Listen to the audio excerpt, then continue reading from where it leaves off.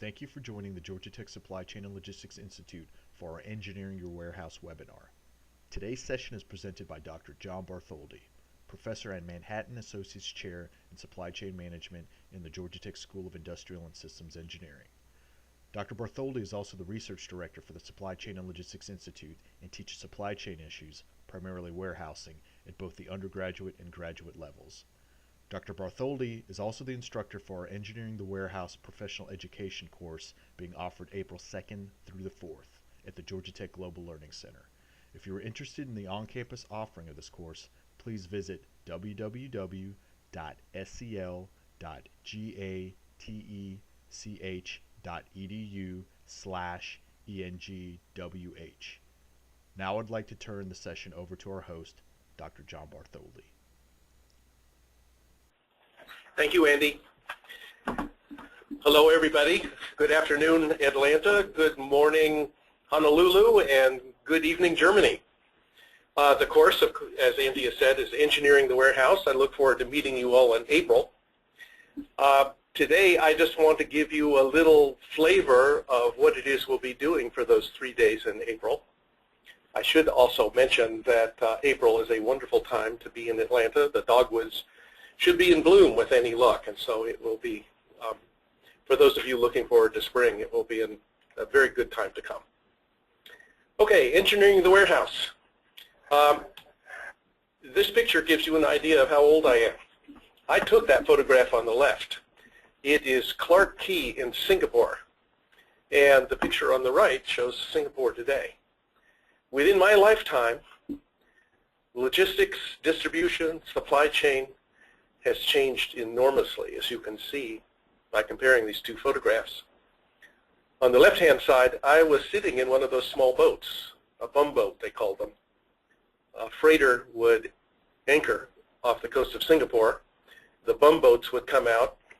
The freighter had to provide its own crane, and it would load cargo into cargo nets, swing it over to the side, and stevedores in the bumboats would open the net, unload the cargo, and then take it on the 35 to 40-minute ride here to Clarke Quay, where they would unload it and put it in the warehouse. So those are basically distribution centers that we see in the background there.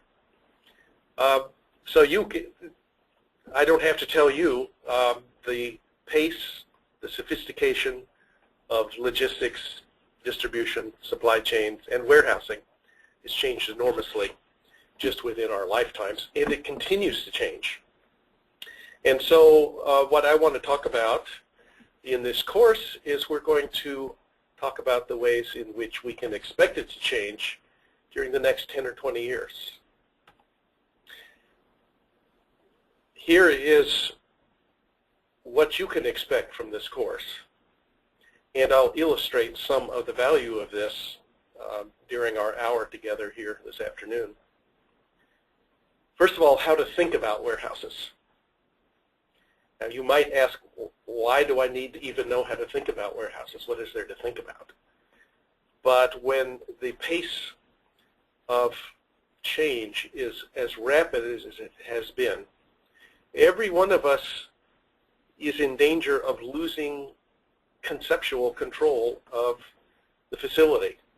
And what we're going to do is take a sort of scientific approach and step back and ask, what are the basic fundamentals of warehousing, and how can I learn to analyze things from a fundamental level, like you might do in a science, for example, and by that be able to extend my understanding and therefore control of the facility.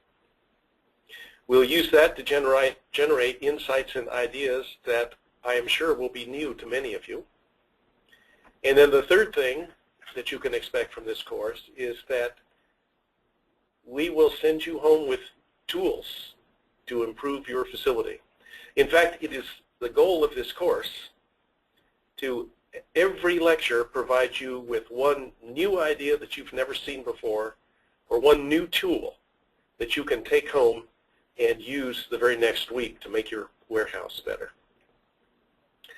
Okay, so I said we're going to learn how to think about warehouses. Let me just give an indication of why that might be an important thing to do.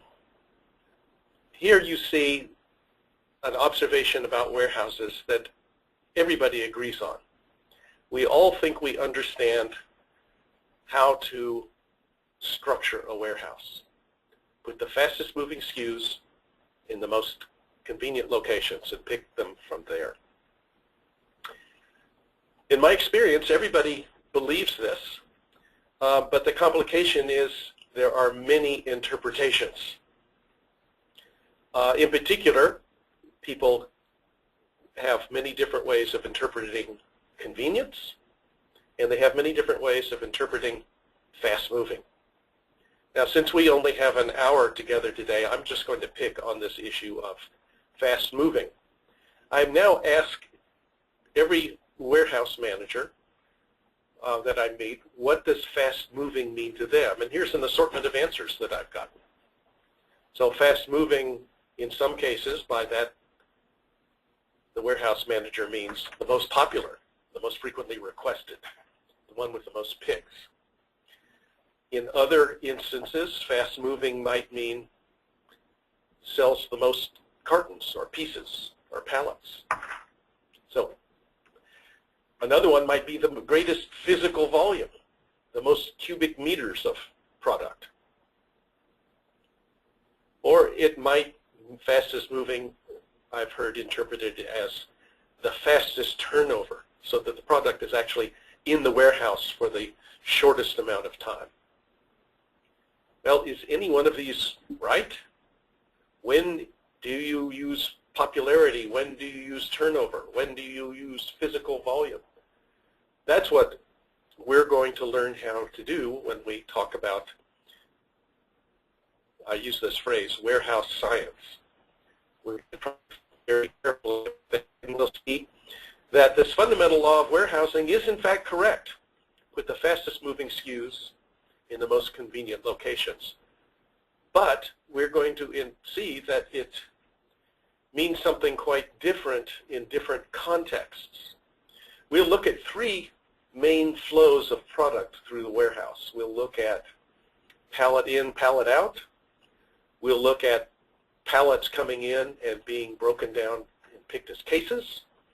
And we'll look at product coming in, stored as cases, and then picked as pieces. And we'll see that in each of these three situations, what we mean by fast moving will be different, and what we mean by convenient will be different. And all of these will be determined by thinking very carefully about the economics of the warehouse.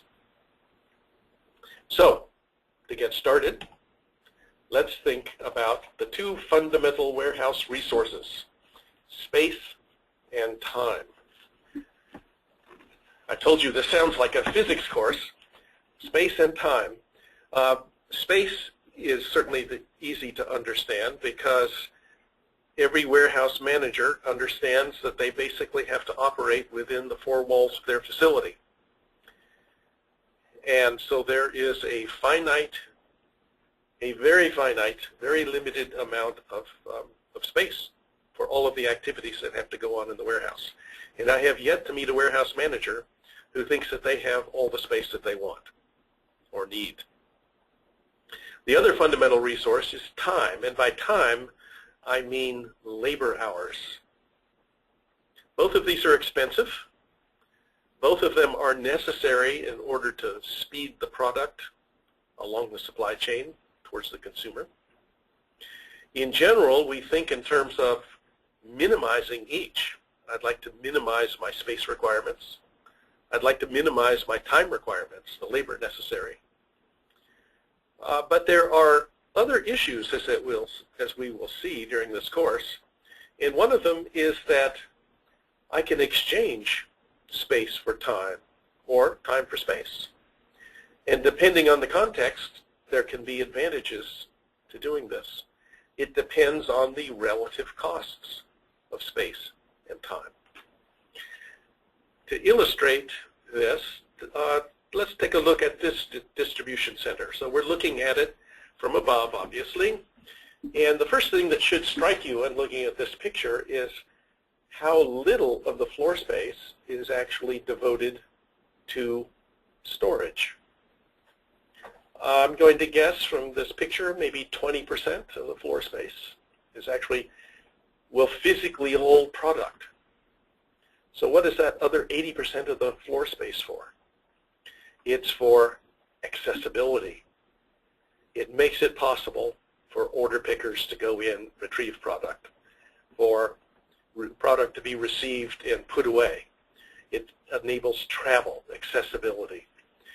And the whole reason for that is to manage time. So the storage space used here is quite small. The remainder of the space has been given away, exchanged for time to create savings in the labor needed to move product in and out. We can see this same sort of trade-off between space and time if we look at the material handling units.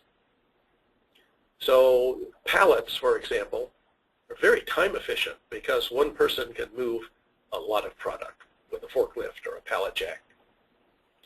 Very time efficient, but perhaps not very space efficient because there's always space above the pallet in the rack, for example, that is not occupied. We might have the same size pallet opening throughout the warehouse. Some pallets will be small, some pallets will be high, and there's generally space wasted above the pallet.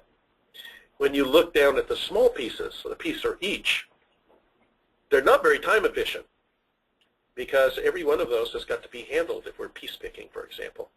And so all of that reaching and grabbing and handling of each piece can be quite expensive. But they're very space efficient because they're very granular. We can pour them in a bin for storage, for example, and they'll fill it right up. So we tend not to waste so much space here. But so the units of handling that move through the warehouse can be looked at as a trade-off between space and time. Now, if we only focus on space utilization, we can make a very space-efficient warehouse. For example, this is my favorite bookstore in Bangalore, India, the premier bookstore.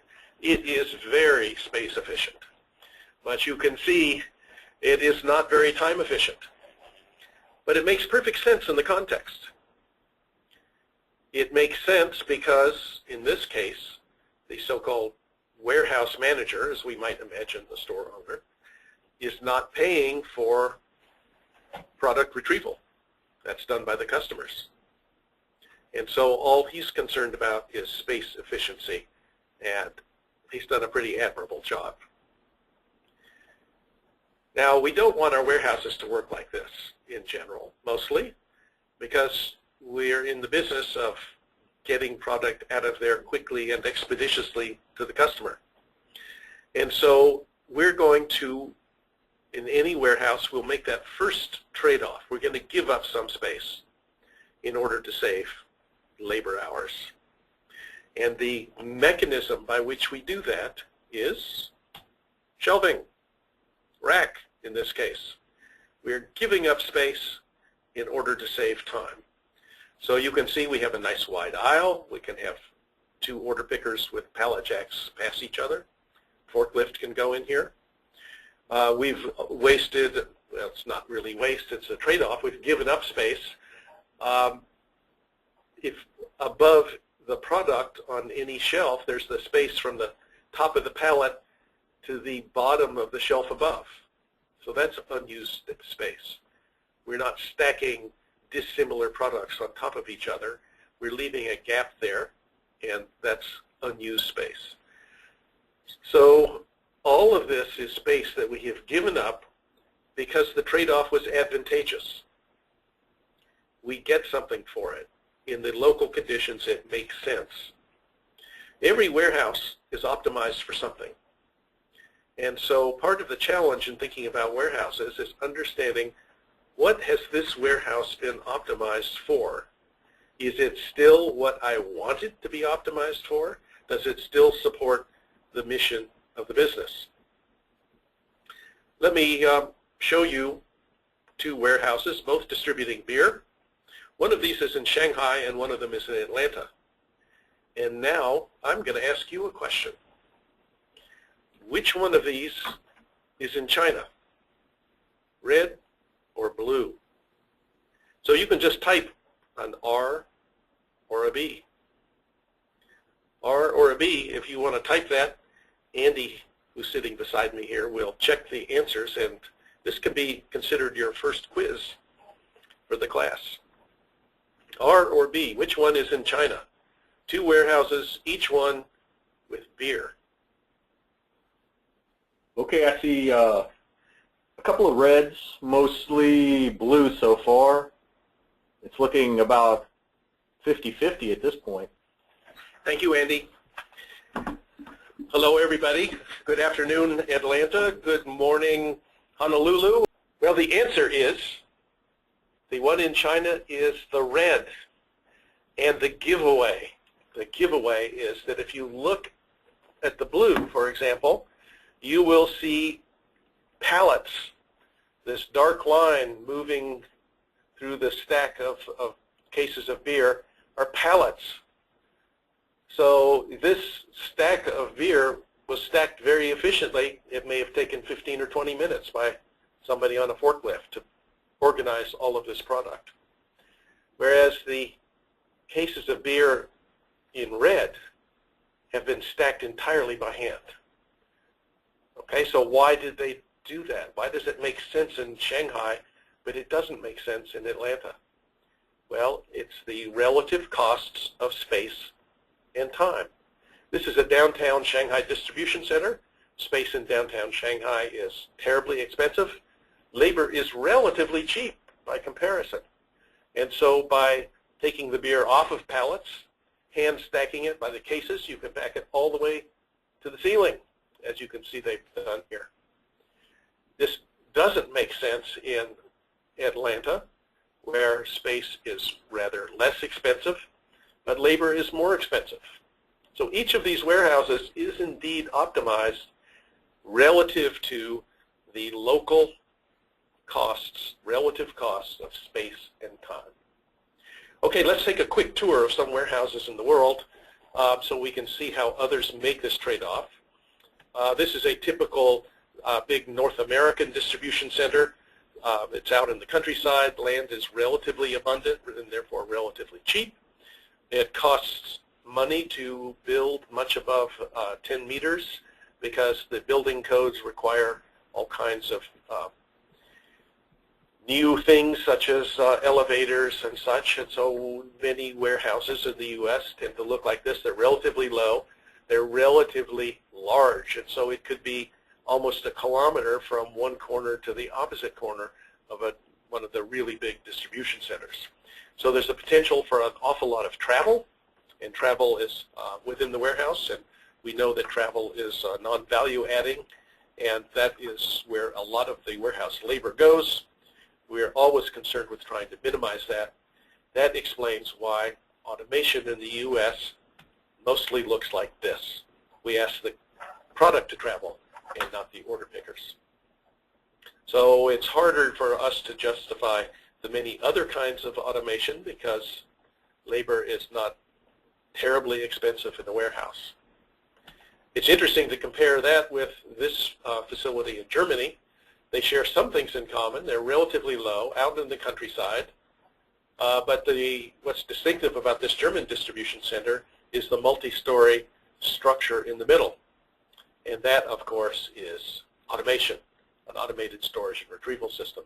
It makes sense in Germany, where the cost of warehouse labor is pretty expensive, 2-3 times that in the U.S. It doesn't make sense in the U.S. for the most part.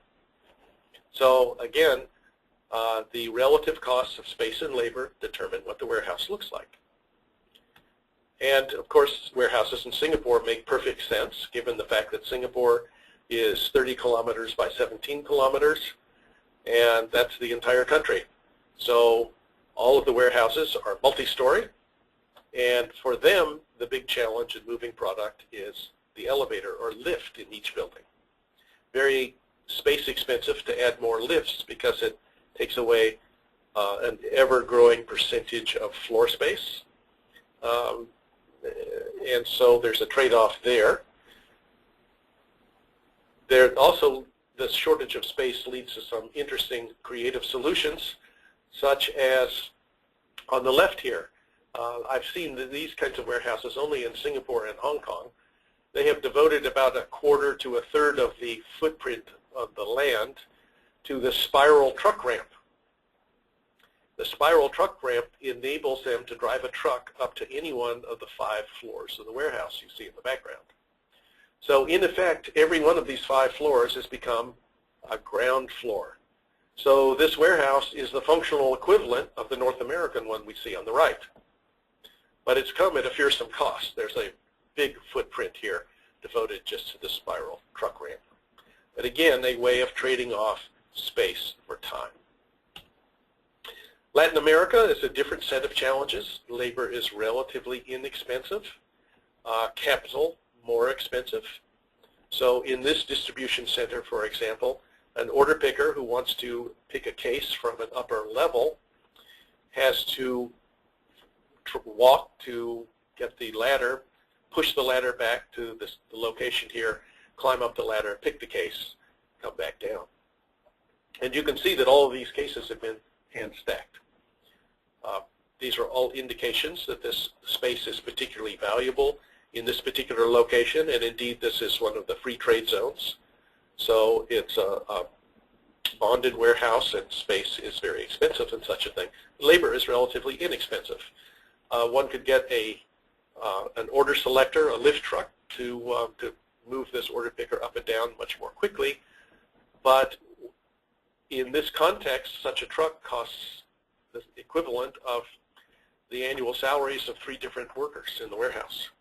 So this makes perfect sense, again, locally. So every warehouse is a trade-off here between the relative costs of space and time. Now I want to go back to this idea of space and time, and what do we mean by a fast-moving SKU. Here we see a graph that you're all familiar with if you have looked at your item master.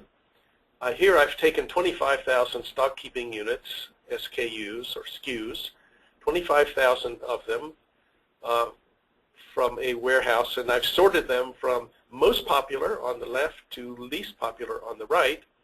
And the red is the graph of the number of times each SKU was requested in the previous year. So you can see here, if there's 25,000 SKUs, it looks like only about 1,000 of them here get any significant activity.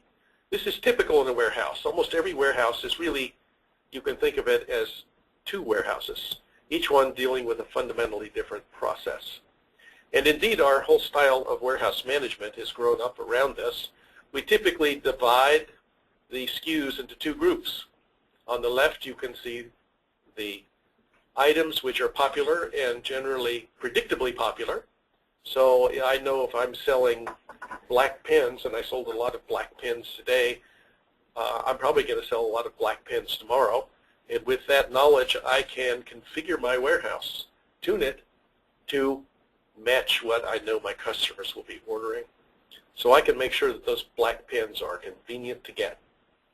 On the other hand, the purple pens fall into this right category, which occupies most of the space in the warehouse, but perhaps the least of the labor. All of the labor is in this part of the warehouse on the left. These are the popular SKUs. So all my workers are there picking those SKUs. There's not very many of them. It might be 1/10 of the SKUs, but they occupy most of the labor and less of the space. The SKUs on the right occupy most of the space, least of the labor, because they're not very popular and it's hard to predict whether I'm going to need to pick them. So you can think of this as the purple pen. Okay, people have long noted this, and management of product in a warehouse tends to reflect this observation. And we generally go one step further, which is to divide the SKUs up into 3 groups. And we give these groups names, A, B, and C.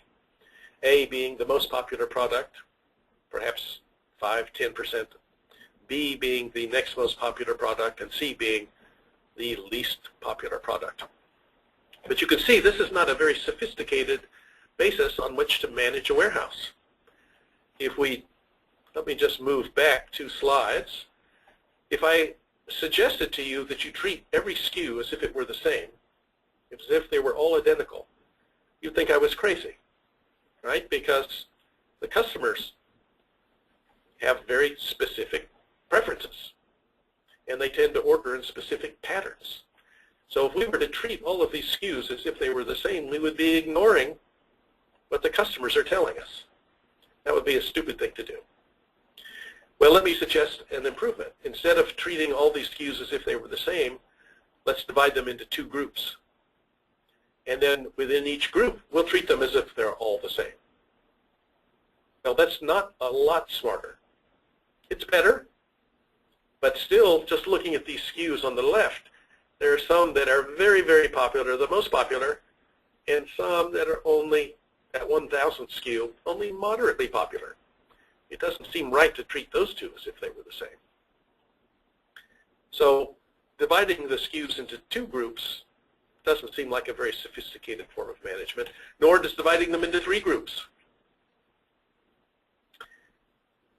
And this is one of the focuses that we'll be having in the course, which I hope to convince you that this is a style of management, ABC management. It's a style of management that grew up before there were computers. We don't have to do this anymore. A computer makes it easy to manage on a SKU by SKU basis. When we had to manage by printed reports or even by spreadsheets, it made sense to group the SKUs into a few groups so somebody could comprehend where do I need to focus my attention. But with computers, we can manage every SKU individually. 25,000 SKUs is nothing. It's easy to do. And I want to convince you that it's important to do. Because here we've just looked at picks, and I can tell you there are a lot of warehouses that manage the warehouse based on nothing more than this, looking at popularity and then dividing the SKUs into 3 groups, A, B, and C. But there's one thing, there are 2 things wrong with this at least. One that I've already mentioned is the simplicity of just managing the world as if there were only 3 types of SKUs. And there's another one, is that it ignores one of our 2 fundamental resources. This looks only at time, because picks are requests by the customer. They generate travel, and that is a consumption of our limited resource, time. But this ignores space. So where is space in all this? But let me add to this graph the average size of the pick, the cube per pick on average. So here's our graph, familiar graph on the upper left. On the lower right is exactly the same graph, but I've tipped it slightly and I've added in this 3rd dimension an additional piece of information. How much did my customer request on average? The cube per pick. And what should jump out at you is the fact that there is no correlation. So you can see here, many of my most popular SKUs, the customers, each individual customer is asking for only a small amount on average. Whereas here, some of my least popular SKUs, when they are ordered, are for very large volumes. So the consumption of time is not correlated necessarily with the consumption of space. But to be an efficient warehouse, we have to manage both of those, time and space. Okay, that's a challenge. Let me show you the approach that we're going to be taking in this class. The approach is a highly decentralized approach in which we are going to make the SKUs do the work for us. I find this picture suggestive of the idea. This is a group of commuters. everybody starts from their home, a variety of origins, and goes to their work, a variety of destinations, and they travel by a variety of paths. Some people walk, some people take the bus, some people take a private car, some people take a taxi, some people take a bicycle, some people take a motorcycle. And exactly the same way, we would like the SKUs to help us make the decision of how they should travel through our warehouse towards the customer. This is decentralized in the sense that nobody is telling these commuters how they should travel. They are making that decision based on local economics. They know what their budget is for travel. They know what time they need to be at work. They know about how far they have to go. They can look at that kind of information and make their own individual travel plan. And in the same way, in this course, I'm going to show you how to make the SKUs do the same thing. We'll help them a little by providing them with some local information, and then in effect, each SKU has to build a business plan that is their best argument for the fundamental resources of time and space. Okay, so decentralization is going to be one of the keys. Let's take a look here at decentralization. Here's one of the topics we'll talk about. And in fact, something stronger than decentralization, something called self-organization. All right, imagine a logistics system that has tens of thousands of workers, nearly optimal processes, and yet no management, no IT, no engineers, no consultants. Anybody want to guess? I'm sure that we're all familiar with this, the social insects. This particular one is the so-called honeypot ant. This is actually a warehouse. You can see that there are ants that devote themselves to food storage, and they're hanging from the ceiling here. The interesting thing about these ants is that they have a logistics problem, which is how big to make the warehouse. If they have too many ants devoted to food storage, then and not enough ants foraging, then they have a mismatch, and the survival of the colony may be in question. And if they have too many ants foraging and not enough devoted to storage, again, they have a mismatch of capacities, and the survival of the colony may be at risk. Suffice it to say that biologists spend a lot of time counting ants engaged in various tasks, and they observe that ants get it just about perfect. But it's very strange how they do it, because nobody is in charge. Nobody tells the ants what to do. There's no plan of the day. There's no engineering department. Self-organization is how they do it. And self-organization is a somewhat mysterious process by which global structure emerges spontaneously from the interactions of many individuals. Furthermore, the participants are not even aware of the goals. So for example, here's a cross-section of the nest of a Costa Rican paper wasp, a topic I'm sure you never anticipated would be discussed in a lecture on warehousing. The distinctive feature about this is that it's highly structured, but the wasps did not know what they were building. They did not have an architect or blueprints. Well, if we can capture the same idea in the context of logistics, we can have a process that functions with little management oversight. And what we're going to do in this class is talk about one such that has been very successful. I call it bucket brigades, order picking by bucket brigades. It is very simple, requires no equipment, no IT support, and in fact, in my experience, the implementation time is 15 to 30 minutes. Generally, the greatest barrier to implementation is convincing people to try it. The nice thing about it is you can try it on a slow day, and if it doesn't work, abandon it. But a lot of people have found that it works remarkably well. Here's the idea. It's very simple. It simply asks each worker to follow a rule, almost as if they were an ant. Pick your order forward until somebody takes your work, then go back and take over the work from a slower colleague.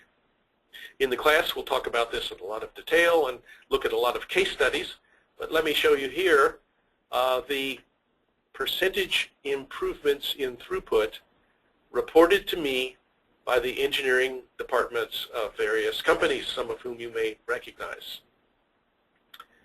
All of these, I have been assured,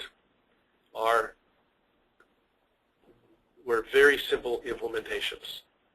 It's simply changing what they were doing before to do bucket brigades.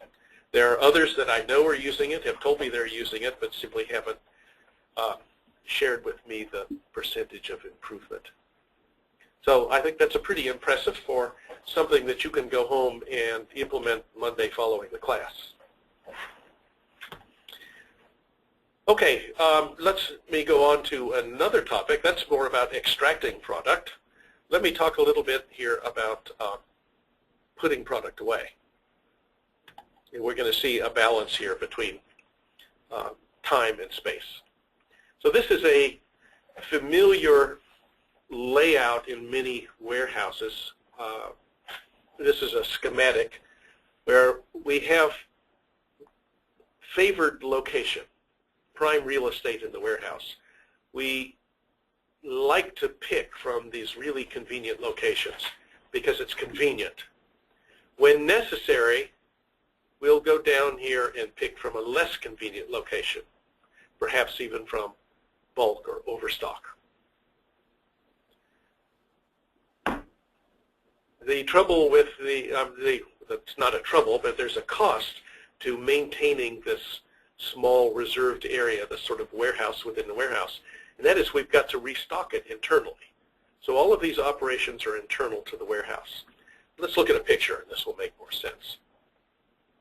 Here you see a case picking operation. On the left is where all the order picking takes place, or most of it.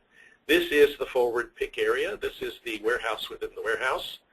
That's well lighted. These are where most of the workers will be. It's only a small part of the whole warehouse. Most of the warehouse looks like this on the right. It's bulk storage. And so we have to move product from the right, from bulk storage, to replenish here on the left.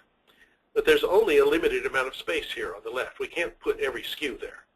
There's just not enough space. This is the more expensive space. It's got conveyors, it's got lighting, it's got barcodes, scanners, and whatnot. So how do we choose what goes here? That's the big issue.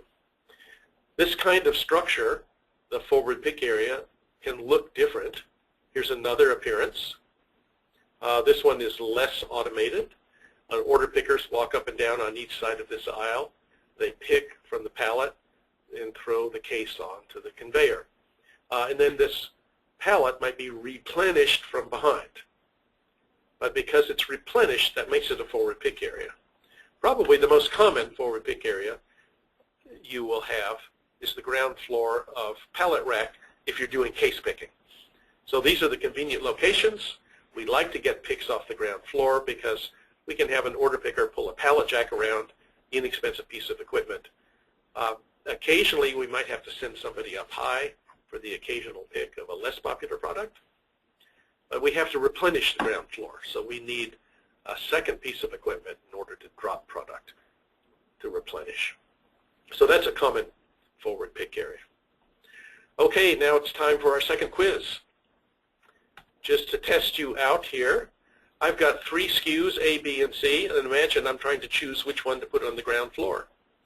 Imagine that if I pick a product from the ground floor, it saves me a minute compared to picking it from up high. But to replenish the ground floor takes 3 minutes.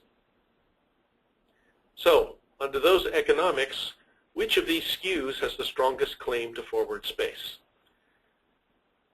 So we have SKU A, B, and C. You can see that C is by far the most popular. So it's very popular, it moves. I forecast that in the next selling season, I'm going to get 1,800 requests for case quantities, and that the total volume of those requests will be 700 pallets in aggregate. Okay, so these are forecasts. I want to now choose which of these I should pick off the ground floor.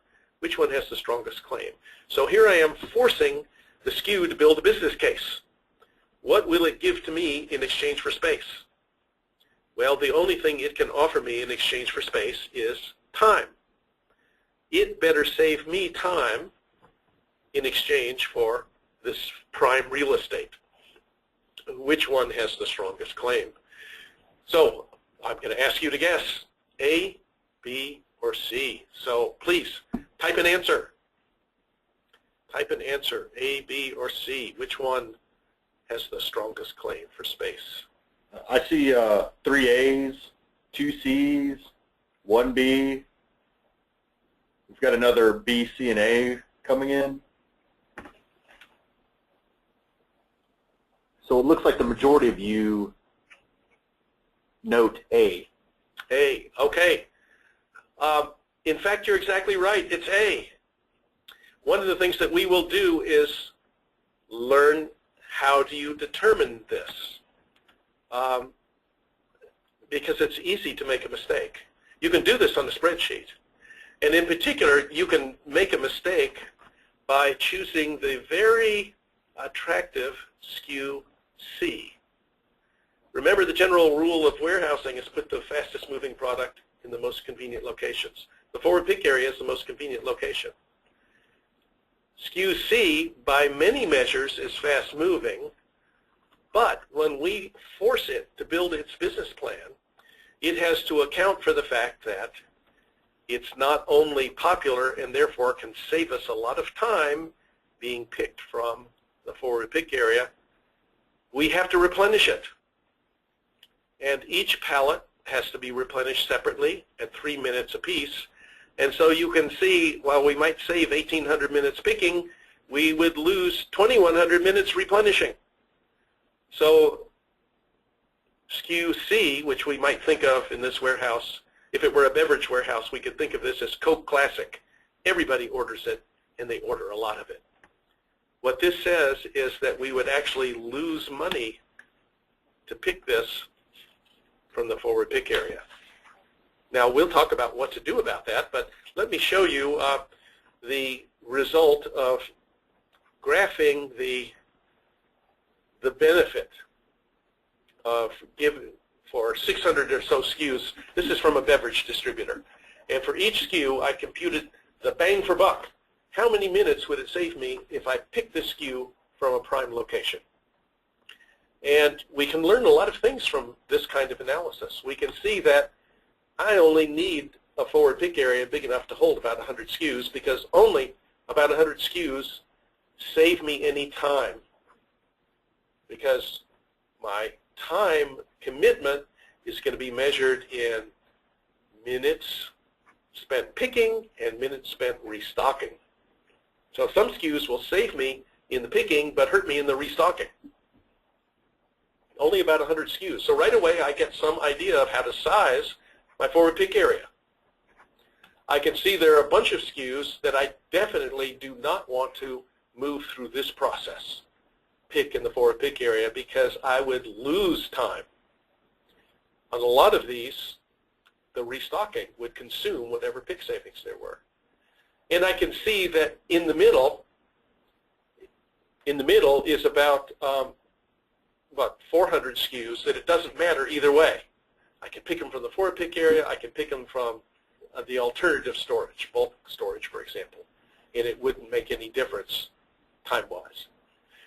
What I like to do in these analyses, though, is give special attention to these SKUs on the far right, because that very bottom one, the one that loses the most if it's picked from the forward pick area, is Coke Classic. Generally, these, what you want to do is devise a different means of pushing them through the warehouse. So we want to re-engineer the process for Coke Classic. We want to make it easier to replenish. so that it actually makes economic sense to put it in the forward pick area. Or we want to speed up the picking of it in some way, maybe with a tier picking system, maybe by locating it within the forward pick area in a special location. Or, for example, the solution that we devised here, on the left portion of this warehouse, the blue here is the freezer. On the left portion of this dairy distributor is the chilled section. The shipping dock is down below, the bottom of the picture. Manufacturing is up above. Milk is, in effect, the Coke Classic of this dairy distributor. Every customer wants some, and they want a lot of it.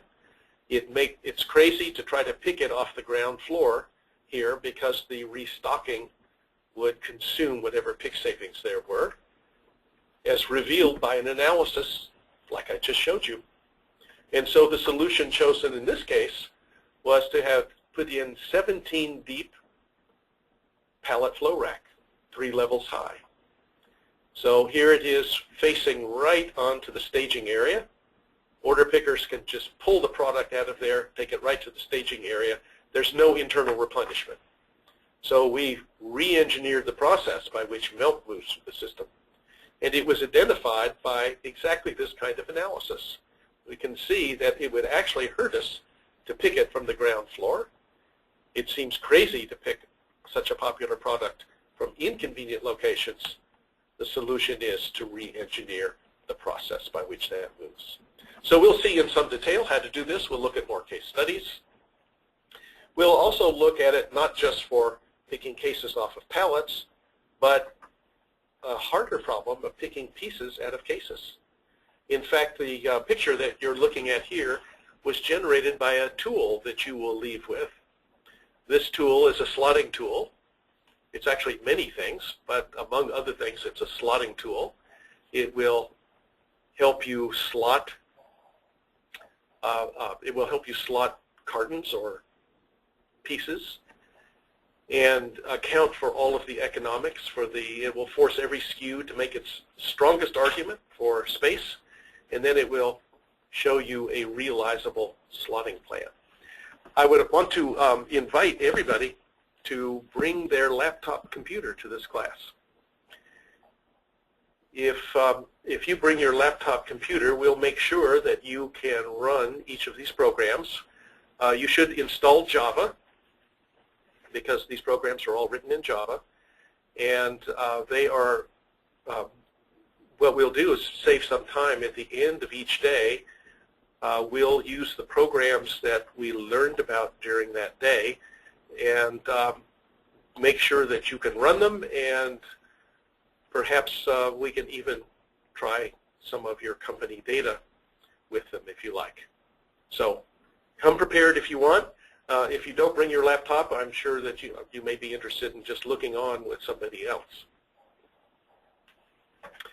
Okay, here's one of the other programs that we'll look at, and that is the heat map. The heat map is a way of looking at your warehouse so that you can see the relative levels of activity. So for example, this one was generated for an office products distributor, in which I took the annual sales history together with the item master. The sales history, I could look at the customer orders and see how many times each SKU was ordered. From the item master, I could see where was that SKU located, and then I could color those locations according to the frequency of order picker visits engendered by the sales history. And so this is the sort of thing that is easy to do with the right tool, which you will leave with from this class, and it can tell you a lot about what's happening in your warehouse. So for example, in this warehouse, you can see that there had been an attempt to concentrate order picking here on the left-hand portion of the warehouse, but over the process of over 2 or 3 years, that nice layout, that efficient layout began to deteriorate just because of product changes and the inevitable vicissitudes of daily business operations. You can see now there's a cluster of frequently visited warehouse locations here in the middle, bottom of the warehouse, and inevitably there comes some SKU or other at the far end of the warehouse that requires the order pickers to travel from left all the way to the right of the warehouse. So this is the sort of thing that this tool that we'll use can be very useful for, because it enables you to take a glimpse at the activity in the warehouse, but you can see other things as well. This one just shows picks, but you can look at things like, where does the most cubic feet of product come from in the warehouse? You can, basically any space, any statistic that's associated with a location, we can take a look. Another useful one is, where's the oldest product in the warehouse? Another tool we'll look at is one to help you look for affinity, product affinity. So you can probably guess why these two SKUs were placed next to each other in this food distributor. This is a distributor sort of like Peapod, or an online food grocer that will deliver to your home. Here we see pasta and tomato sauce. By storing these two next to each other, they basically make the order smaller. You can convert a two-line order, a two-pick line order, to a single-line order. So the product can be picked directly into the shipping container and requires no further handling, no sortation, and possibly no error checking even. So product affinity is very useful. Here's an example of the kind of things you can find out from it. Here we looked for the most popular pairs of SKUs in a warehouse. Which SKUs were picked together. This was from a clothing retailer from their e-commerce division. And you can see here the 23rd most popular pair of SKUs is this one, and when they were ordered together, about 60 to 70% of the time, that was the entire order. Okay, so here are two opportunities for making the warehouse a little more efficient. First of all, by storing these two items together, one was a hat and the other was a scarf. They appeared in different parts of the catalog, but apparently a lot of people noted that these things kind of went nicely together. In the warehouse, they were stored in different zones. And so the hat was picked into a tote and put on a conveyor. The scarf was picked into a tote and put on the conveyor. And so, because these are quite popular items, there was an awful lot of pairs of totes occupying space on the conveyor, contributing to congestion. By moving these two SKUs close to each other, they took about 5% of the totes off of the conveyor and made it possible to just pick these two into one tote and thereby complete the order. Product affinity. All right, a few more items that I hope will interest you. We're going to do some looking at warehouse layout, and one of the things that's sort of exciting is some of the work that my colleague, Kevin Yu, is doing, and he's going to be joining me. He's going to show you about unusual aisle shapes. Ever consider putting your unit load portion of the warehouse into shapes like this? There are some arguments for it. For one thing, it makes travel to and from shipping and receiving more convenient. So if you see the red line of travel here, it's more direct. It's a more direct, faster travel than if you had to travel rectilinearly, if you had to go up and down vertical or horizontal aisles. Here you can travel more directly as the crow flies. So it's very good for a single cycle warehouse, the sort of warehouse where you're traveling from shipping and receiving to a location or back. It's not very good for when you're traveling between storage locations, like the blue travel. So that kind of travel becomes a little less efficient. the travel, like the red travel, becomes more efficient. And overall, though, you can get savings if you're handling just pallets, like a finished goods warehouse. You can get savings on the order of 15 to 22%. And those are not just made-up numbers. Here you see a real warehouse that has implemented exactly this. And Kevin will show us an array of case studies to show different variations on this and encourage you to think outside the box. Okay, in summary, the focus during this course is going to be to show you how to make warehouse decisions that account for both space and time. I will convince you that if you make a warehouse decision in your operations that looks only at space or looks only at time, that you are leaving money on the table, that you have not accounted for every important issue. Every decision should include some consideration of both time and space. And when we look in more detail at some of the topics I just showed you, I'm going to point out to you exactly how time is included in that consideration and how space is included in that consideration. And I will convince you that it's only by looking at both that you can make the very best decisions. I also hope to convince you by all of this that it's not enough to manage by ABC analysis. That's a convenient shorthand, but it leaves a lot of potential improvements to be made. They'll be made differently. ABC analysis identifies the big, obvious efficiencies. So I don't want to imply that ABC is bad, but it gets the obvious stuff. But when we can manage on a SKU by SKU basis, we can get more. We can manage, we can save a centimeter here, we can save 5 seconds there. And when you add that up over 100,000 SKUs, over 1 million transactions, the total savings can be as big as that which you get by ABC analysis.